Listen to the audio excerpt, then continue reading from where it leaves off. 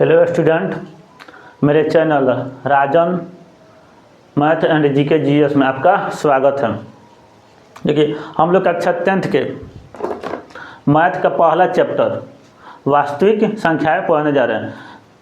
इसमें वास्तविक संख्या जानने से पहले वास्तविक संख्या किसे कहते हैं इसके भाग के बारे में जान रहे हैं, यानी वास्तविक संख्या किसका पार्ट होता है। तो देखिए, संख्या पद्धति एक नंबर सिस्टम में आता है, संख्या पद्धति उसका ही भाग होता है। वास्तविक दो ठो संख्या पद्धति, इसी को नंबर सिस्टम कहते हैं। इसके दो भाग में आएगा, एक वास्तविक संख्या होता है, एक अवास्तविक संख्या होता है। एक प्रकार वास्तविक संख्या उठा, एक प्रकार इसका अवास्तविक संख्या होगा। तो आइए पहले हम जान ले रहे हैं कि संख्या किसे कहते हैं। संख्या पद्धति पढ़ रहे हैं तो संख्या किसे कहते हैं। विभिन्न संख्याओं विभिन्न संख्याओं तथा उसके गुणों का अध्ययन हम संख्या पद्धति में किसे कहते हैं, संख्या पद्धति में करते हैं। कोई संख्या के गुण तथा उसके अध्ययन हम करते हैं। अलग अलग संख्या और उसके गुणों का अध्ययन हम संख्या पद्धति में करते हैं। देखिए, 0 से 1 तक, 0 से 9 तक को अंक कहते हैं। 0 से 9 तक अंक कहते हैं। दिख रहा है जी, नीचे लिख दे रहे हैं। 0 से 9 तक अंक कहते हैं। उसके बाद अंकों, एक अंक या एक से अधिक अंक, एक दो अंक या दो से अधिक अंक मिलके संख्या बनाते हैं। अंकों के मेल से संख्या बनता है। जैसे इसमें आएगा 0 से लेकर 9 तक जाएगा तो 1 आएगा, 2 आएगा, 3 आएगा, इसी तरह 8, 9 आएगा। तो जैसे हम पहला लिए 1, 2 और 3, 1 अंक, 2 अंक और 3 अंक लिए तो ये मिलकर 123 हुआ। 123 हुआ तो ये क्या हुआ, संख्या हुआ। क्या हुआ, संख्या। उसी तरह 5 और 2 अंक ले रहे हैं तो ये हो जाएगा 52। तो ये 52, इसको जब पढ़ेंगे 2 को इसमें अंक लिए तो ये क्या हो गया, संख्या हो गया। यानी अंकों से मिलकर संख्या बनता है। तो ये हम संख्या हो गया। अब इसी संख्या को अलग अलग प्रकार से हम बंटवारा पढ़ेंगे। वास्तविक संख्या, अवास्तविक संख्या। वास्तविक संख्या को रियल नंबर कहा जाता है, अवास्तविक को नॉन रियल कहा जाता है। देखिए, वास्तविक संख्या में आपका ऐसी संख्या सब आ जाएगी जैसे 0 से पहले -1, -2, -3, ये भी सब 1, 2, 3, इस तरह। चाहे दशमलव में भी 3.6 हो गया, 5 हो गया। इस तरह रूट वाला भी संख्या आ जाएगा, √6 हो गया, √7 हो गया। ये सब किस में आ जाएगा, वास्तविक संख्या में आ गया। जैसे पाई हो गया, ये भी क्या है, वास्तविक संख्या है। अब देखिए, इतना समझ गए, यानी जितना संख्या हम लोग देखते हैं ये सब वास्तविक में आएगा, बशर्ते किसको शोकर कोई ऐसी संख्या जिसका रूट, यानी जो रूट में माइनस में हो, या जिसका स्क्वायर करने पर माइनस में आए, वर्ग करने पर ऋणात्मक आए। जैसे हम यहाँ पर लिख रहे हैं -2 √-2, तो ये अवास्तविक संख्या हो जाएगा। किसी संख्या को वर्ग करने पर जब ऋणात्मक आंसर आए, ऋणात्मक मान आए, तो वैसी संख्या अवास्तविक संख्या हो जाएगी। जैसे -2 रूट में है तो इसका वर्ग कीजिएगा, स्क्वायर कीजिएगा, तो इसका स्क्वायर जैसे कीजिएगा तो -2 आ जाएगा। तो ये अवास्तविक संख्या में इस तरह का आ जाएगा। मान किस में आ जाएगा, ऋणात्मक में। वर्ग करने पर ऋणात्मक आ जाए तो ऐसी संख्या को, तो किसी भी हम संख्या का जो माइनस रहता है तो उसको वर्ग करते हैं तो प्लस में आ जाता है। ऐसी संख्या की केवल हम कल्पना कर सकते हैं। ऐसी संख्या को क्या कर सकते हैं, केवल कल्पना कर सकते हैं, ये वास्तव में होता नहीं है, इसलिए इसे अवास्तविक कहते हैं। जैसे -3 का रूट -3, इसी तरह -5 रूट में तो ये सब आया अवास्तविक संख्या, यानी जितना इसको हटा दिया जाए, जिस तरह ये लिखे हैं इसको हटा दिया जाए तो जो बच रहा है वो सब वास्तविक संख्या हो गया। अब आइए वास्तविक संख्या यानी रियल नंबर को दो भाग, एक तो परिमेय संख्या जिसको रेशनल नंबर कहते हैं, दूसरा अपरिमेय संख्या जिसको इरेशनल नंबर कहते हैं।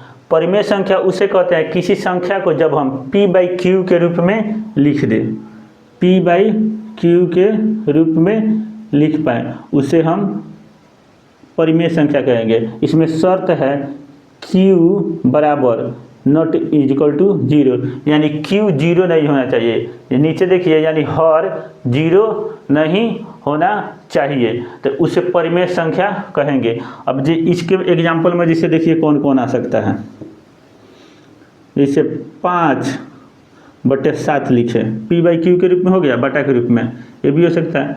जैसे हम लिख दे रहे हैं 3, अब 3 भी हमारा परिमेय संख्या होगा। अब इसमें कोई जगह कि नीचे तो q के रूप में बटा के रूप में कुछ है ही नहीं है, तो कुछ नहीं रहता है तो नीचे 1 रहता है, कुछ नहीं रहता है तो नीचे क्या रहता है, 1 रहता है। तो इस तरह ये परिमेय, जैसे दशमलव वाला भी संख्या आ जाएगा परिमेय संख्या में। 3 दशमलव जैसे हम 5 लिख दिए तो इसको p/q में बदला जा सकता है। जैसे इसको चेंज कीजिएगा, दशमलव हटा के 10 तो ये कट जाएगा, 5 दूना 10 है, 5 7 35, यानी 7/2 आ जाएगा। तो इस तरह के संख्या को परिमेय संख्या कहते हैं। इस प्रकार जैसे एक पाई का मान होता है 22/7, तो 22/7 भी क्या हो जाएगा, परिमेय संख्या, क्या तो p/q के रूप में लिखा गया है। अब आइए अपरिमेय संख्या, अब क्या कहिए, अपरिमेय संख्या जिसे p/q के रूप में ना लिखा जाए, जिसे p/q के रूप में न लिखा जाए, p/q के रूप में जिसे ना लिखा जाए उसे अपरिमेय संख्या कहते हैं। इसमें जैसे हम आपको लिख रहे हैं √2, अब √2 को p/q के रूप में ना लिख सकते हैं। √2 का मान निकालिएगा तो ये निकलता है 1.141, कितना निकलता है, नहीं गलती लिखा गया, √1.414 होता है। इसी तरह आगे बढ़ते जाएगा, यानी p/q के रूप में ना लिखाएगा। वहीं इसी तरह आगे देखिए भाई किसी संख्या के, जैसे हम मान ले रहे हैं √3 का 1.732 होता है। इसी तरह आगे बढ़ते जाता है, यानी एक निश्चित संख्या नहीं आता है, उसको भाग दीजिएगा तो आगे बढ़ते जाएगा। तो इसको p/q के रूप में नहीं लिखा जाता है। इसी में आ जाता है, जैसे पाई हम बताए हैं ना, पाई बताए का मान अगर 22/7 लिखा जा रहा है तो परिमेय, लेकिन वही पाई लिखा जा रहा है सिर्फ पाई, तो ये क्या होगा, अपरिमेय होगा। क्या होगा, अपरिमेय होगा। यानी सीधा समझिए परिमेय अपरिमेय में इतना ही अंतर है कि जो संख्या रूट में हो, जो संख्या रूट में हो उसका रूट, अगर रूट उसका पूर्ण ना निकले तो अपरिमेय होगा। यानी जो रूट में हो वो अपरिमेय, जो रूट में वो सब ना हो वो परिमेय। अब देखिए कन्फ्यूजन यहाँ हो जाएगा, जैसे हम रूट में लिख दे रहे हैं का 4, तो ये परिमेय होगा कि अपरिमेय होगा। देखिए √4 जैसे लिखा ना तो 4 का मान निकल जाता है, तो 4 का मान कितना निकला, 2, और 2 के नीचे क्या होगा, 1, तो p/q के रूप में हो गया। तो ये किस में जाएगा, परिमेय। रूट में होना चाहिए, सभी रूट वाली संख्या अपरिमेय होगी। कब, जब उसका पूर्ण रूट ना निकले तब। तो आशा करते हैं कि आप लोग परिमेय अपरिमेय समझ लिए। हम लोग वास्तविक संख्या को ही बांट रहे हैं, ये अवास्तविक वाला आप लोग का यहाँ पे नहीं पढ़ना है, 11th में पढ़ना होता है। अवास्तविक संख्या है 11th में पढ़ता है, तो वास्तविक संख्या पहला चैप्टर में है, तो इसी को हम समझा दे रहे हैं। उसके बाद उसमें यूज करके चैप्टर को हम लोग बनाएंगे। आइए अब परिमेय संख्या को 3 भाग, परिमेय संख्या के 3 भाग, एक प्राकृतिक संख्या जिसको नेचुरल नंबर कहते हैं, पूर्ण संख्या इसको होल नंबर कहते हैं, एक पूर्णांक इंटीजर कहते हैं। क्या कहते हैं, इंटीजर। प्राकृतिक संख्या, प्राकृतिक संख्या आपका गिनती के संख्या, गिनती संख्या, प्राकृतिक संख्या को n से लिखा जाता है। ये नेचुरल नंबर जो n शुरुआत में है ना, तो इसी को n से लिखा जाता है, शॉर्ट में दर्शाया जाता है। पूर्ण संख्या को w से दर्शाया जाता है, होल लिखा है w। तो प्राकृतिक संख्या, गिनती के संख्या को प्राकृतिक संख्या कहते हैं। जैसे 1, 2, 3, 4, 5, इसी तरह कहाँ तक जाएगा, इनफाइनाइट तक, यानी अनंत तक जाएगा। तो इसको प्राकृतिक संख्या कहते हैं। प्राकृतिक संख्या में अगर शून्य लगा दिया जाए, प्राकृतिक संख्या में, प्राकृतिक संख्या के पहले शून्य लगा दिया जाए, जैसे ये लिखल है 1, 2, 3, 4, इसी तरह आगे बढ़ते जा रहा है। इसके पहले जब 0 से चालू कर दिया जाए, इसको पूर्ण संख्या कहते हैं। क्या कहते हैं? पूर्ण संख्या कहते हैं। अब पूर्ण संख्या, इसके अलावा देखा गया कि कोई संख्या, जैसे हम 2 प्लस में है और माइनस में उससे 4 घटाना हो, तो माइनस में 2 चल जाएगा। जैसे इस संख्या प्लस में 2 है और माइनस में 4 जाना है, करना है, तो ये हो जाएगा -2। इस तरह देखा गया, तो देखा गया कि हम माइनस में भी बढ़ सकते हैं, माइनस में भी संख्या आ रहा है। तो जब 0 से आगे 1, 2, 3, 4, 5 बढ़ते जाइएगा, तो इधर आगे बढ़ते जाइए और उसके पहले 0 से पहले -1, -2, -3, -4, इस तरह की संख्या पूर्णांक कहेगा। यानी प्लस में भी बढ़े 1, 2, प्लस में भी बढ़े 1, 2 और इधर भी माइनस में बढ़े, तो इसको क्या कहेंगे? पूर्णांक कहेंगे। ये भी अनंत तक जाएगा इधर और ये भी अनंत तक जाएगा इधर। तो प्राकृतिक संख्या 1 से चालू होकर अनंत तक जाती है, पूर्ण संख्या 0 से चालू होकर जाएगी अनंत तक, और पूर्णांक माइनस में भी अनंत तक और प्लस में भी अनंत तक संख्या जाएगी, तो इसको कहेंगे पूर्णांक। अब देखिए, इसके अलावा आपको प्राकृतिक संख्या विभाजन, जब यहाँ वास्तविक संख्या जब पढ़ा रहे हैं ना, तो वास्तविक संख्या का पूरा पार्ट हम पूरा डिटेल बता दे रहे हैं आपको, और जितना यूज होगा आपको कभी कंफ्यूजन नहीं होगा। तो अब इसके आगे प्राकृतिक संख्या को, इस संख्या को, प्राकृतिक संख्या को, जो गिनती की संख्या होती है 1 से, इसको हम अलग अलग कुछ इसमें बांटते हैं, जैसे इसमें आता है आपका सम नंबर, क्या? सम संख्या, एक हो गया,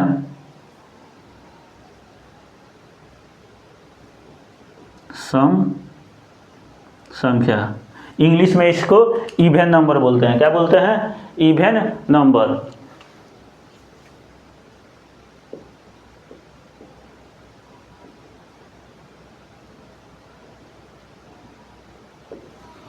इवन नंबर, देखिए किसी संख्या में, किसी प्राकृतिक संख्या में, नेचुरल नंबर में जो 2 से विभाजित हो जाए, कोई संख्या 2 से विभाजित हो जा रही है, तो वह इवन नंबर कहेगा, यानी सम संख्या कहेगा। जैसे में देखिए एग्जाम्पल में कैसे 2 से कट जाने वाला है, 4, 6, 8, 10, 12, ये सब क्या है? सम संख्या है। ये सब क्या है? सम संख्या। तो इस प्रकार सबसे छोटी सम संख्या कौन हुई? 2। सबसे छोटी सम संख्या 2। सम संख्या की परिभाषा आपको बता दिए कि कोई संख्या 2 से अगर विभाजित हो जाती है, 2 से पूर्णतः विभाजित हो जाए, तो उसे सम संख्या कहेंगे, इवन नंबर।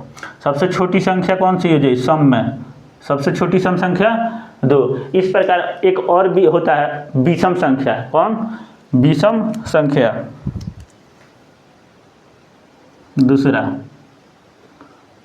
विषम संख्या, ऑड नंबर। कौन नंबर? ऑड।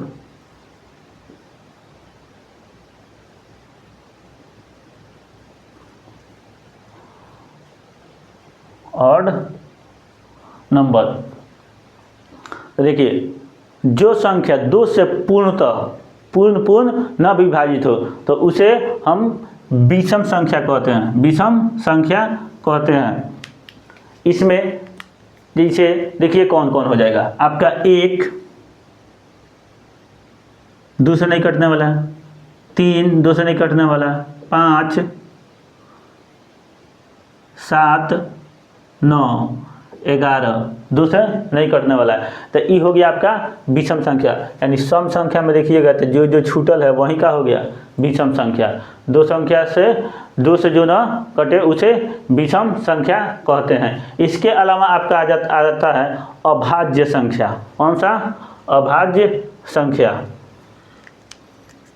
इसी संख्या में जैसे गिनती के ही संख्या में 1 2 से सब चल रहे हैं ना, उसी में अलग अलग हम बंटवारा कर रहे हैं।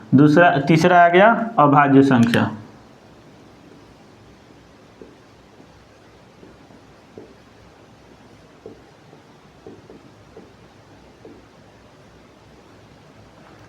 कौन आया?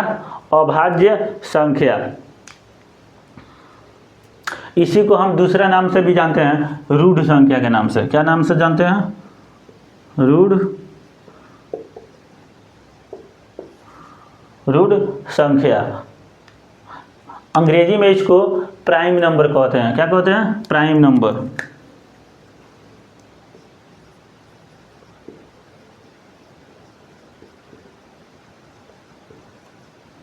अब देखिए इसको आप समझिए, अभाज्य संख्या को, प्राइम नंबर। अभाज्य संख्या उसे कहते हैं वैसी संख्या जो या तो खुद अपने से कटे और ना तो 1 से कटे, उसके अलावा किसी दूसरे संख्या में उसमें भाग नहीं दिया जा सके, उसे अभाज्य संख्या कहते हैं। उसी को रूढ़ संख्या कहते हैं। एग्जाम्पल देखिए, जैसे 2 या तो 2 से कटेगा और ना तो 1 से कटेगा, इसके अलावा किसी संख्या से नहीं भाग दे सकते हैं। जैसे 3 खुद अपने 3 से कटेगा ना तो 1 से कटेगा। उसी तरह 5 खुद अपने से कटेगा 5 से ना तो 1 से। 7 खुद 7 से कटेगा ना तो 1 से। 9 नहीं होगा। 9 देखिए इसमें विषम में आ जाएगा। 9 नहीं होगा। 9 इसलिए नहीं होगा क्या? तो 9 से तो कटिए रहा है, ये 9 नहीं होगा। 9 से कटिए रहा है, 1 से भी कटेगा और 3 से कटेगा। लेकिन अभाज्य संख्या का क्या नियम है कि वैसी संख्या जो खुद अपने से कटे या तो 1 से कटे, इसके अलावा किसी दूसरे संख्या से नहीं कटना चाहिए। तो 9 नहीं होगा, 11 हो जाएगा। 11 से कटता है और 1 से कटता है, उसके अलावा 13 हो जाएगा। 13 खुद से कटता है एवं 1 से कटता है। तो ये हो गया आपका अभाज्य संख्या। इसके बाद इस प्रकार का संख्या चौथा में नंबर में देखिए भाज्य संख्या। भाज्य संख्या क्या होगा? भाज्य संख्या, कंपोजिट नंबर। इंग्लिश में इसको क्या कहते हैं?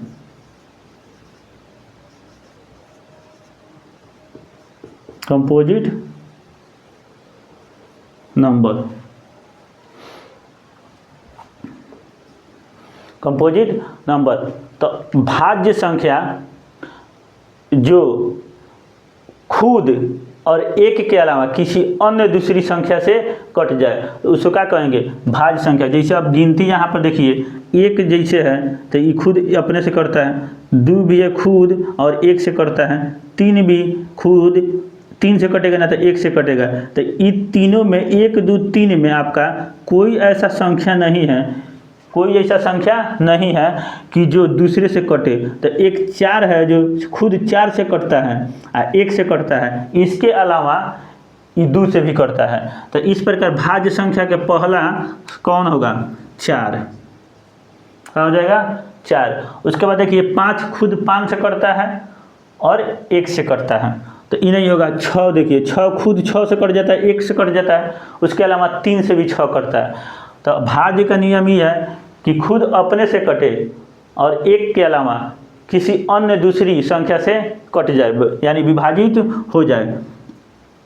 जैसे 6, अब देखिए 8 हो जाएगा। क्या हो जाएगा? 8 के अलावा 8 में तो किसी दूसरे संख्या से भाग लग जाता है, जैसे 2 से भाग लग जा रहा है। उसके अलावा देखिएगा तो आपका 9 हो जाएगा। क्या हो जाएगा? 9 भी हो जाएगा, 12 भी हो जाएगा, 15 भी हो जाएगा। इस तरह की संख्या भाज्य संख्या कहलाएगा। क्या कहलाएगा? भाज्य संख्या। तो इस प्रकार देखिए सबसे छोटी अभाज्य संख्या, सबसे छोटी भाज्य संख्या, सबसे छोटी भाज्य संख्या 4 और सबसे छोटी अभाज्य संख्या 2 और सबसे छोटी विषम संख्या 1। याद रखिएगा ये। अब इसके अलावा सह अभाज्य हमको मिलता है, सह अभाज्य दिख रहा है जी यहाँ पे, देखिए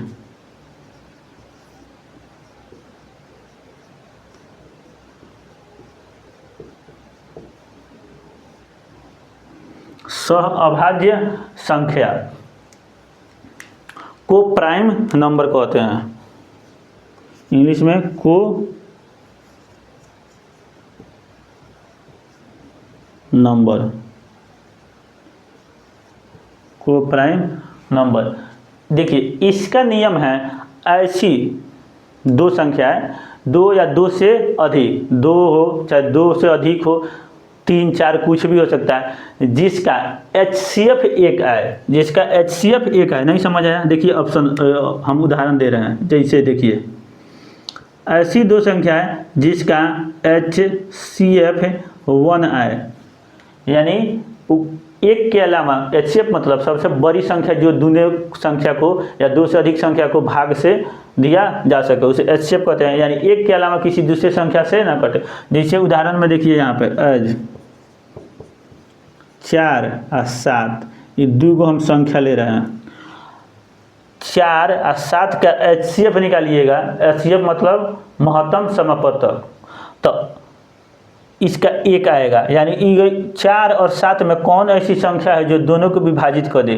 तो 1 ही है। क्या है? 1 ही है। हम बोले हैं 2 या 2 से अधिक ऐसी संख्या जिसका HCF 1 आ जाए तो उसके सह अभाज्य संख्या कहते हैं। इसमें जैसे एक उदाहरण और आपको बता रहे हैं, जैसे 5 7 और 9 लीजिए, ये तीनों का HCF निकालिएगा तो क्या होगा? 1 आएगा। क्या आएगा?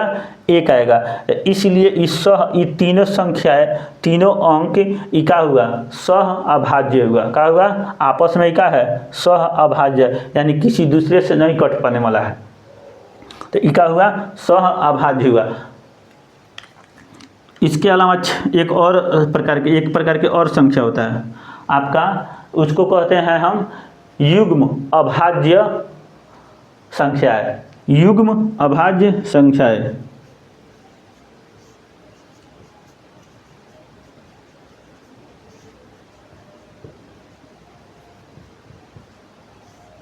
युग्म अभाज्य संख्याएं, ट्विन प्राइम नंबर, इंग्लिश में इसको कहते हैं ट्विन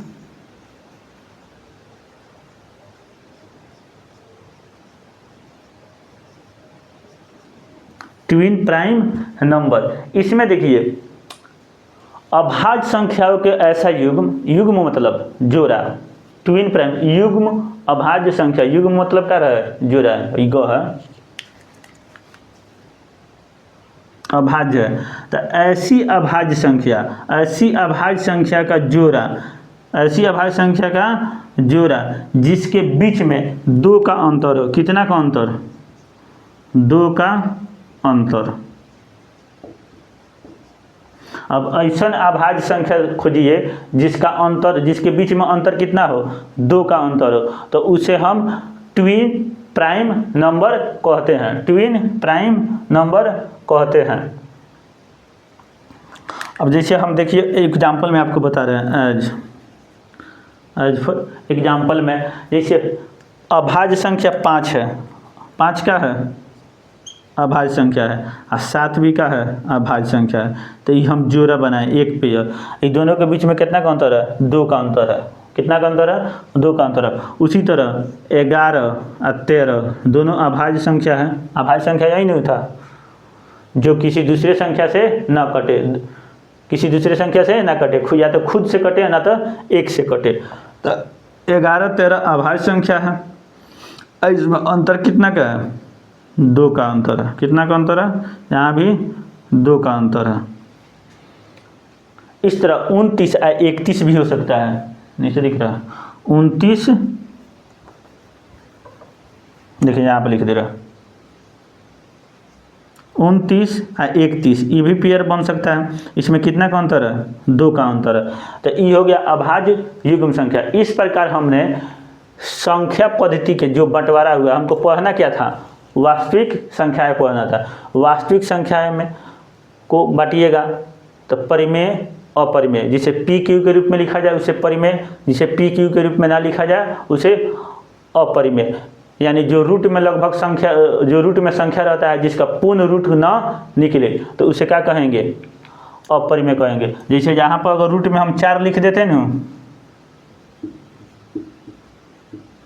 तो ये किस में आ जाता है? परिमेय संख्या में आता है। उसके बाद परिमेय संख्या के 3, प्राकृतिक संख्या, गिनती की संख्या को प्राकृतिक संख्या, पूर्ण संख्या। गिनती की संख्या जब 0 से चालू हो जाता है तो उसे पूर्ण संख्या कहते हैं। पूर्णांक माइनस में भी हो और प्लस में भी हो तो उसे पूरा क्या कहेंगे? इसे पूर्णांक कहेंगे। इसे क्या कहेंगे? पूर्णांक। बटा के रूप में न हो। उसके अलावा अब आइए इसमें ये प्राकृतिक संख्या के में अलग अलग प्रकार से देखा जा बांटा गया है। जैसे इसमें सम संख्या होता है जो 2 से कट जाए पूर्ण रूप में, विषम संख्या जो 2 से न कटे, अभाज्य संख्या जो खुद या 1 से कटे उसे अभाज्य संख्या, भाज्य संख्या जो खुद या 1 के अलावा किसी अन्य संख्या से विभाजित हो जाए तो उसे भाज्य संख्या, सह अभाज्य संख्या। ऐसी दो संख्याएं जिसका HCF का आय 1 आए, HCF का आय 2 भी हो सकता है, 2 से अधिक भी हो सकता है। जैसे यहाँ पर हम 3 को लिख दिए हैं। युग्म अभाज्य संख्या, युग्म अभाज्य संख्या इसमें क्या है? ऐसी 2 अभाज्य संख्या है, ऐसी 2 अभाज्य है जिसका अंतर, बीच में अंतर का होना चाहिए? 2 का होना चाहिए। कितना का अंतर? 2 का अंतर है। देखिए इस सह अभाज्य में जरूरी नहीं है कि संख्या जो है वो अभाज्य होना चाहिए। देखिए जैसे 4 अभाज्य ना नहीं है, भाज्य है, लेकिन ये दोनों का एलसीएम बोलिए HCF 1 है। जैसे यहाँ पर देखिए 9 अभाज्य नहीं है तो सह अभाज्य में अभाज्य की जरूरत नहीं है, बल्कि जो जोड़ा बन रहा है उसका HCF है 1 आना चाहिए। क्या आना चाहिए? 1 आना चाहिए। लेकिन वहीं देखिएगा युग्म अभाज्य संख्या में तो 2 अभाज्य संख्या लेना है। क्या लेना है? दोनों के दोनों अभाज्य ही होना चाहिए और उसके बीच में अंतर 2 होना चाहिए, उसके बीच में अंतर 2 होना चाहिए। आज की क्लास को यहीं पे समाप्त करते हैं। अगला वीडियो में हम आपको चैप्टर बनाकर दिखाएंगे आपको।